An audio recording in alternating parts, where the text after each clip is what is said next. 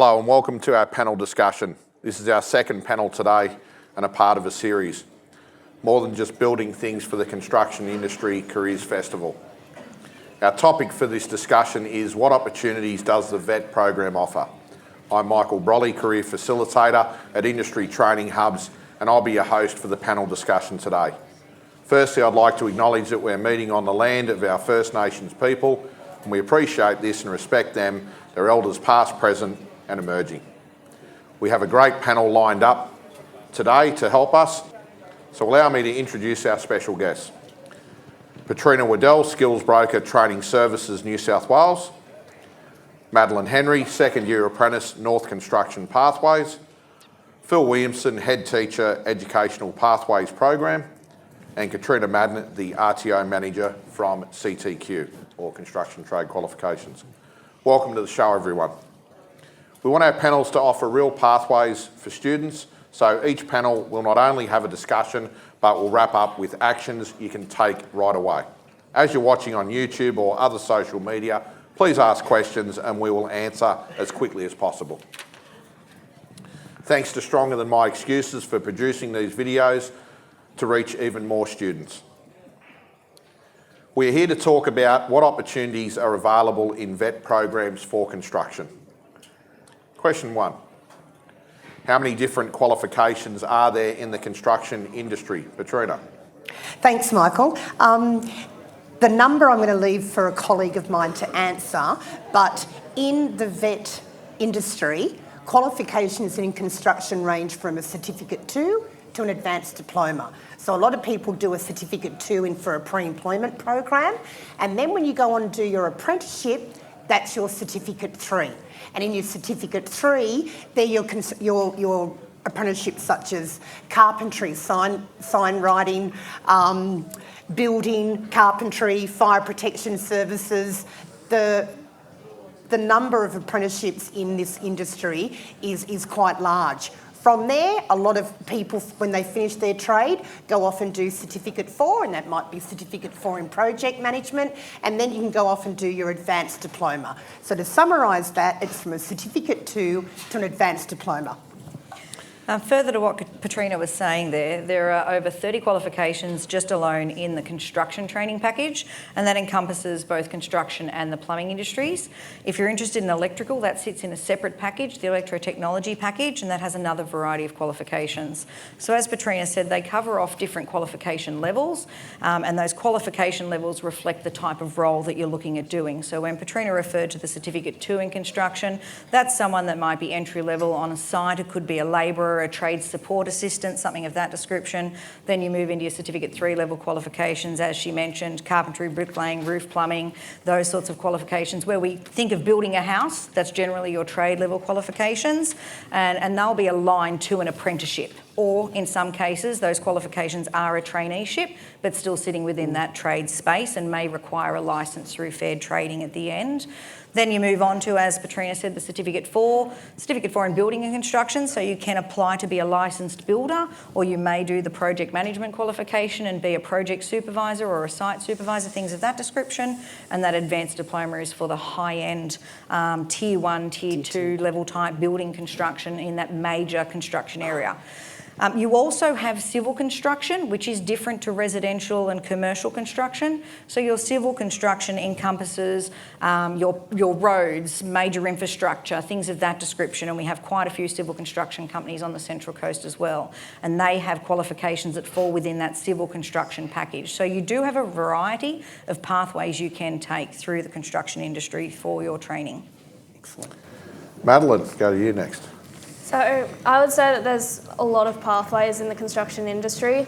So whether you're interested in stuff that's more the design side, so engineering or architecture, or more the managing side, so stuff like site supervisor or project manager, or even just on the tools, so the trades, so stuff like carpentry, being a roofer, plumber, stuff like that.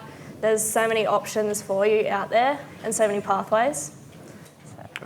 Phil. From a school point of view, and that's where most of our audience is here today, your pathway starts obviously with your vocational courses that are offered. So that's through are your VET programs, so you can study construction at school. In most schools they offer that course, but you can also go and do programs such as the TVET program or EVET program through TAFE, where you can do a broad selection of other vocational trades, plumbing, electrical. You can get in and do that as part of your HSC.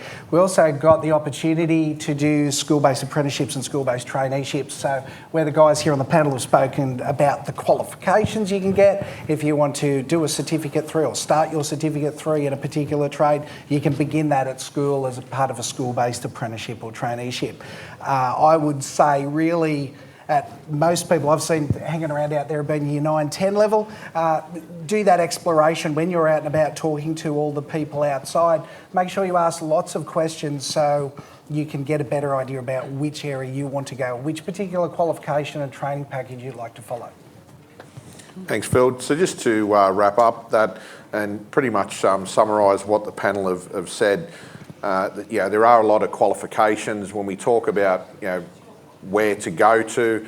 Some of you might have already been exposed to the Educational Pathways program, the REAP program, for example, where you can undertake a taster course or a pre-apprenticeship course, or even Certificate 2, and then that will lead you into those pathways of Certificate 3 trade level. Going beyond that, I would also say a big push that we're seeing at the moment is that it's important for you students to potentially, if you can, get out there and try some stuff. So maybe approach some of the employers and look for some work experience. That can be quite beneficial to make sure that you're the suitable person for that role and that the employer also thinks that you're suitable. All right, what is the best way to get started on your learning in the construction industry, Katrina? Look, from my perspective, I think the best way to start the process is whilst you're at school. Get as much experience as you can. If you are interested in the construction trades, make sure your elective choices reflect that.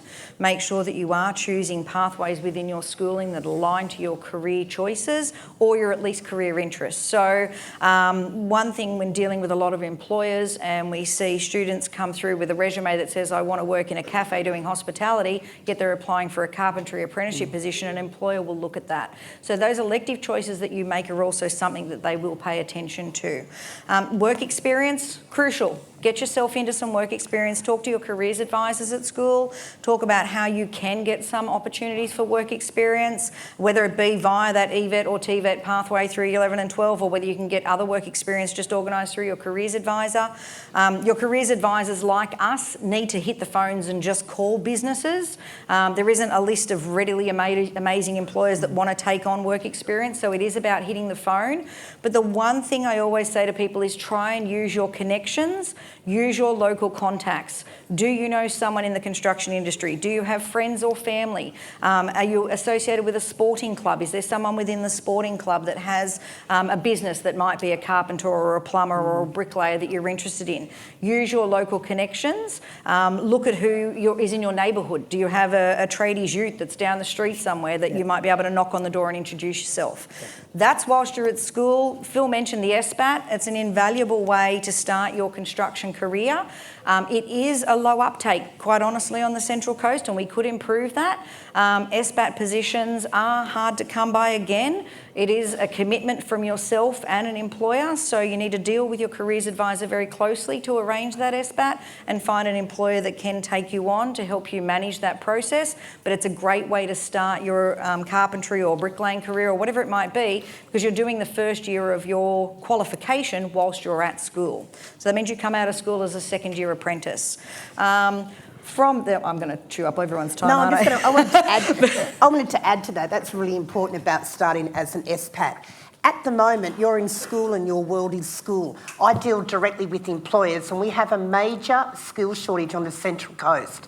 So employers who would not normally look at taking on an apprentice or would not normally look at taking on an SPAT, they're absolutely open to it. So, and the reason the employers are really favourable now to being an SPAT or having a first year apprentice is they don't have a workforce going forward. So if they can take you from school as an SPAT, you're going to stay with them and they're going to have first bids at employing you then onto an apprenticeship. Sorry to interrupt. No, No, it's Years important. ago, that wasn't the case, but I'm talking to employers, oh, I need a first year, I need a second year, you know, and we're talking about you need to connect to the schools. They're your talent pool of taking on people, grabbing them, nurturing through your business, and then when they're done with school, you've got first bids at employing them. Can I also add what Katrina said first about experience? All those things that Trina just spent about your tradies car in your street, your sporting contacts, the whole bit. If you're a person that doesn't have any contacts, my biggest advice to people, I've just given it to a young girl that's outside, is if you want to do carpentry, Google carpentry organisations in your area. So if you're at Terrigal, you're not going to Google them at Waddell and Wong because you're not going to be able to get there. So Google them in around the Terrigal, Gosford, West Gosford area. Write down your top 10. With what you've made in woodwork, if you have, or your resume, put it on your arm and do the old-fashioned way and knock on their door. Okay. And often people say, no, I tried that, it didn't work. And I said, honestly, how many employers did you knock on the door? I did 3. And I said, it's a 1 in 10 strike rate. And it works every time. And quite often some of the employers might be, oh, look, hon, I can't take you at the moment, but can you leave your resume? And this is awesome. But as school kids, you don't know what's happening out there in the world. And a lot of the jobs are in the hidden job market. So I recommend, even if you've got mum and dad in the car, keep them in the car. It's not going to be embarrassing knocking on an employer's door. Your friends aren't around you. And I often say, put that invisible actor hat on, go in there and do it. And it is scary, but you're going to come out going, I did that. And no one's going to be rude to you. You are going to, the fear is, oh my God, they're going to tell me to rack off, we're too busy. They are not going to do that. So that's just another advice that I have. If you have no connections, Google it. Work out where you want to go. And I often say to people, look, to be honest with you, I found you on Google. I've Googled your company through your website and you look fantastic and I'd love to have a chance. And not just in school. Do experience on the weekend. Thanks, Katrina. I agree. Sorry. No, I agree with that wholeheartedly. And the one thing I do say, and Petrina touched on that, is certainly not to Google too far outside of your reach. Yeah. The one thing is, I would say 90% of you don't have a licence or your own transport, so you're relying on public transport. So do something that's within a 5K radius. My theory is do it within a bike ride so that you can get to that employer's house if you can't get to site. Yeah. So the employer or an employee of that business can then take you on a daily basis to work. So you need to be able to have that transport plan worked out, particularly with construction. We manage over 150 apprentices now, and on a daily basis we have our trainers go out to site to see those apprentices and their employers. But I can guarantee you my phone's still on at 7 o'clock last night and 7 o'clock this morning because inevitably a site may change. And that would mean that the employer's saying, we're not going to the site at Yamina today, we're now going to have to go to Waddell. I need to coordinate that with my trainer. As an employee or an apprentice, you would also need to then re-coordinate your transport plans. So that's why I always try and actively encourage you to find an employer that is local to where you live, so that transport plan is not impacted by changes. And that could be a weather change or a material supply change, things like that. Thanks, Katrina. Phil, if you want to... There's a few things I've mentioned with this one. I mean, like you could go in and do, obviously we've mentioned SBATs, we've mentioned the EVET, the school-based VET, we've mentioned all those opportunities to study. Probably, I want to wind it all the way back to the start, and I want to start off by saying there that you need to have an open mind. That's so important, to not have a fixed mindset on one particular job within the construction industry. Because as you've heard and as you've seen outside, there are so many opportunities within the industry that if you lock yourself down to one particular one, you may be missing something still within the industry that may be better for you and you may actually like a lot more. So that leads on to my next point, which is research and explore. So you've got to look at what are the different types of jobs that are available within that construction industry. Ask questions, look up the websites, go to the industry websites, find out exactly what each of these jobs are offering and what they're about. What would a day, like you're turning up on site for a day, be like? Ask those questions to really think, okay, is this something that I would like to be doing? Okay, if the answer there is I don't really like the sound of that, then that's your gut telling you maybe you need to have a look at one of the other ones that are available. From that point, you then want to take it to the experience. So you want to get yourself involved in pre-apprenticeship courses that may be available through the Educational Pathways Program, REAP. You want to go to the taster days that run at TAFE over the course of the year.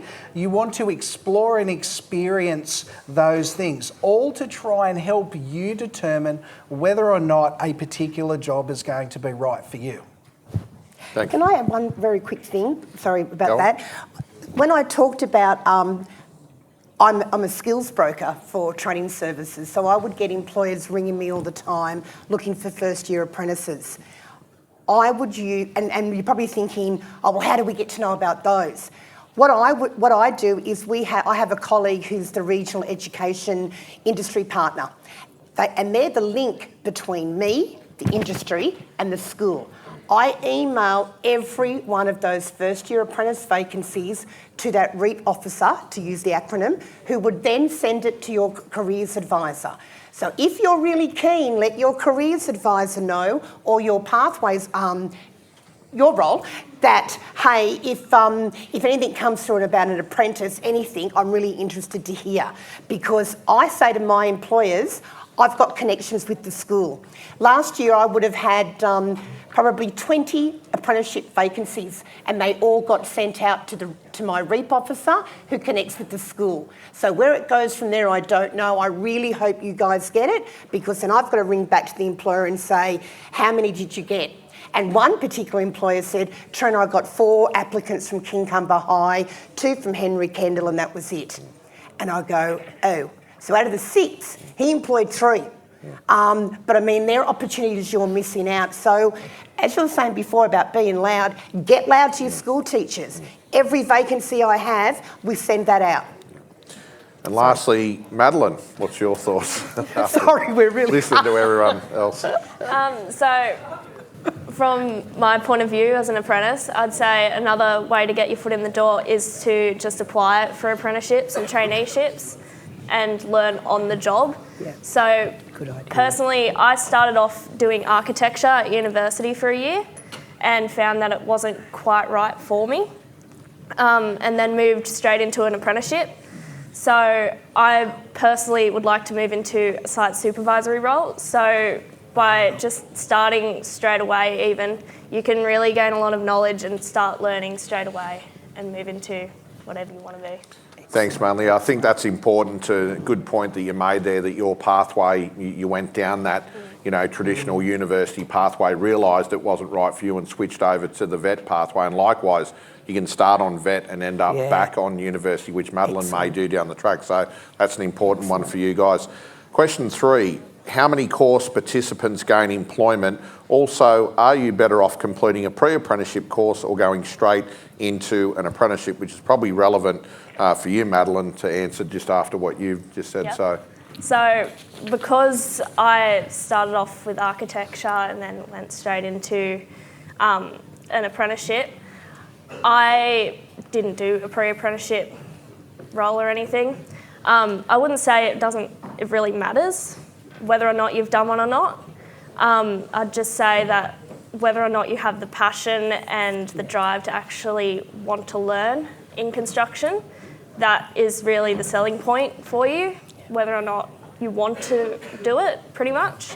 If you're not willing, then yeah. But yeah, as long as you want it, then it's pretty much a level playing field for everyone. Wow. Thanks, Madelyn. Phil? Oh, look, we offer a number of pre-apprenticeship courses that run. I highly value them, and I value them because, yes, whilst you can go out and get an apprenticeship without doing a pre-apprenticeship course, I'm going to come back to those earlier points that I mentioned about that exploration and that experience. It's about getting in and seeing, is this something that you really want to do? If we were to go and ask employers what do they want outside, they're going to say they want people that turn up. They want people that are passionate about what they do. They want people that are going to be knowledgeable, the ones that are going to get in and have a go. That's what they're looking for. And too often, kids can just look at, if an apprenticeship is easily accessible, they sometimes can take that as, well, this is my way out of school, and they can end up in an apprenticeship for not necessarily the right reason, and certainly not the right course and training program. So I think do what's best for you, because you're there for the long term. So your career goes for a long time. Make sure the first step that you make is the right one to get you on the correct path. Otherwise, you waste time. Thanks, Phil. Katrina. Sorry. Yeah, I agree with that. There is a variety of different what we call pre-apprenticeship type courses. I mean, how many people have just been exposed to one of the construction trade qualifications REAP programs in their school recently? We've done several of them across the Central Coast. I know Brisbane Water Secondary College, they're here. A lot of their students participated. That's a type of pre-apprenticeship exposure. As Phil mentioned, you've got the EPP program as well, where you've got units of competency completed.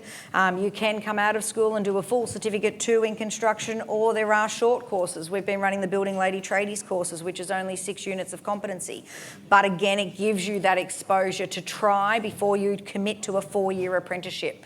One of the ladies in the Building Lady Tradie course was adamant she wanted to go down the path of X. She's now just spent 5 weeks in that workshop, and she's now going down the path of Y. And that is because she's had that exposure during that 5 weeks to think about what she wants to do, and to determine that this is not quite what I thought it was, but I'm going to go down this path, which is what I'm actually really enjoying. So it gives you that opportunity. Now, if it's also aligned to a statement of attainment, so formal theory, practical training and units of competency, you will end up with a transcript if you complete those units, which is not a waste of your time. That transcript may very well be transferable into other qualifications. So if I take the first 5 units out of any construction qualification virtually, they're all the same. So it doesn't matter if you do the entry-level statement of attainment, short course, T&I, pre-apprenticeship course, whatever we want to call it, good chance you'll get credit transfer against your apprenticeship for that. So it is worth your while exploring those options. Take every opportunity given to you to try before you buy. Can I ask a question? How many people think they want to be a carpenter in the room? Can I get a show of hands? I do. Yep, a few. Generally, that is the most chosen profession whenever we do a school presentation. It's like 70% of students say they want to be a carpenter. But if I could sit down with you, there are a variety of carpentry trades. Anything that from wharf and bridge construction to formwork carpentry to residential carpentry to frame and truss carpentry, and then you can go into the cabinet making and other wood-related trades, shop fitting, stair manufacturing. They are all timber-related trades, but people only ever think of carpentry. So that's what Phil's talking about. You need to explore every option that's available to you. So have a think about that too when you're making those choices. Thanks. Petrina? I just wanted to pick up on something that Phil and Katrina mentioned about choices and being sure. There's a lot of people that go straight to university and do their degree in building and construction, and then they realise, oh, I want to have my licence, and they've got to come back and do an apprenticeship. So it is all about choice. As for numbers, the New South Wales government is committed to increasing the number of completions in apprenticeships. So we have a high number of people who commence, and then there's, for reasons, the trajectory goes down. So not the trajectory, it actually decreases on the completion. And that's why I just want to reiterate, have a try at things. I know a lot of guys who said, yeah, I'm a plumber, but now I'm going back and I'm going to do electrical. And I think, oh my God, you just spent 4 years doing your plumbing trade. Yeah, my dad got me into it. I didn't really like it. So and that's where these pre-apprenticeship courses or these pre-employment programs are like try before you buy. So it's a great idea to get some experience. Great. Thanks, Petrina. And I was just going to wrap up by asking Katrina a question. Roughly, of those courses that you guys tend to run, how many people would you say end up with employment? Look, that does vary. It depends on the type of engagement and course we've got. If I just look at completion numbers, for example, say the Building Lady Tradies course that we've just run, 17 people started, 17 people have finished. They're all in work experience phase now. Out of our full qualification Certificate 2 classes, On average, we are losing 3 students during the duration of the course because they've managed to pick up an apprenticeship or traineeship before they've even finished the course, which is fantastic. Yep. So they're leaving the course, which is sad for us, but we're happy because they've then got that apprenticeship or traineeship. At the end of that, we're usually finding at least by the end of the course, 50% of students have picked up an apprenticeship or traineeship by the end of the course. Now then, students have the opportunity to go into work placement. We can help coordinate that for them. Some of them go off and do their own work placement choices.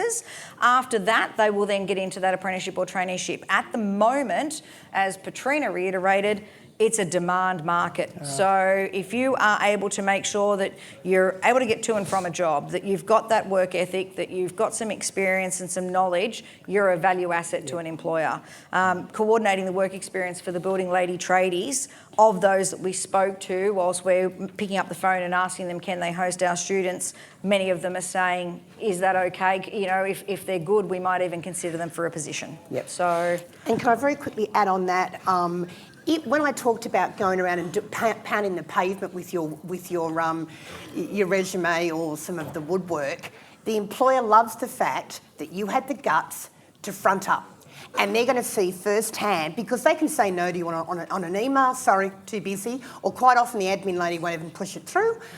They can say no and be very polite to you on the phone. But the fact that you rock up and try and connect to that employer, be it any way that Katrina has mentioned or me just going through Googling, the employers love that. And I often get said, I had a couple of kids rock up. It was fabulous. I had nothing for them, but I've told them in October, reach out to me again. I want you to finish year 10 and then connect with me. Lastly, I'd like to ask you all for one word to wrap up the actions we just spoke about. One word that is an action that viewers can take away from this show. Your one word, Petrina? Mine would be bravery. Be brave. Madelyn? Mine would be growth. Phil? Experience. Katrina? and mine's education. Okay, great. Look, I think we've had some great tips there from the panel, so I'll wrap that up. Thank you for all your insights and contributions. What an incredible information for our students and viewers. Thanks again to our guests. Petrina Waddell, Skills Breaker Training Services, New South Wales. Madelyn Henry, second year apprentice, North Construction and Building. Phil Williamson, Head Teacher, Educational Pathways Program. Katrina Madden, RTO Manager, CTQ. Remember, as you watch, you can ask a question as the panel will be available to respond to you. Share with anyone you think this show might support. I hope you'll all watch again next time as we tackle other issues and come up with more actions for our viewers. I'm Michael Brolly, Career Facilitator at Industry Training Hubs. Thanks for watching and see you next time. Bye.